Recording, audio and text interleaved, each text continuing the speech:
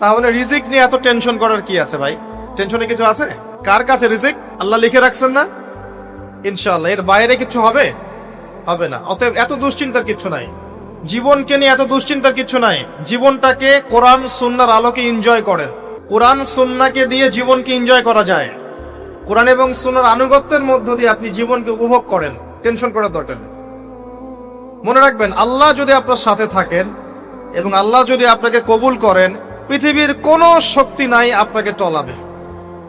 পৃথিবীর কোনো শক্তি নাই, পৃথিবীর সমস্ত শক্তি একত্রিত হয়ে আপনার চুল বাঁকা করতে পারবে না, যদি আল্লাহ আপনার সাথে থাকে।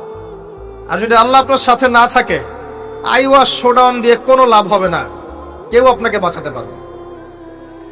অতএব আল্লাহকে আপন করে নেন, যার যার হক তাকে তাকে দেন, নিজের হক আল্লাহর কাছে চেয়ে নেন, ইনশাআল্লাহ আপনি সুখে থাকবেন। এর আগে আল্লাহ পাক একা ছিলেন, আর কিচ্ছু ছিল না। হুয়াল আউয়াল ওয়াল আখির ওয়াজ যাহির ওয়াল বাতিন ওয়া হুয়া বিকুল্লি শাইইন আলিম, সূরা হাদীদ। আল্লাহ পাক একা ছিলেন, কোনো কিছু ছিল না, আল্লাহ একা ছিলেন। আবার কোনো কিছু যখন থাকবে না, আল্লাহ একা থাকবেন।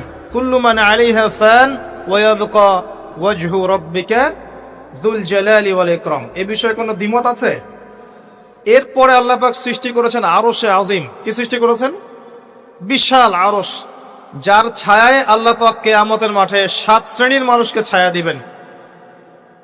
7 শ্রেণী: 1, ন্যায়পরায়ণ বাদশা, যেটা এই বিশ্বে খুঁজে পাওয়াটা পূর্ণিমা চাঁদের মতো। 2, সেই যুবক যে তার পুরো যৌবনকাল আল্লাহর পথে ব্যয় করেছে।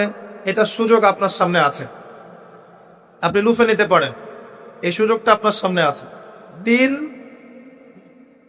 ওই ব্যক্তি যার কলব বা অন্তর মসজিদের সাথে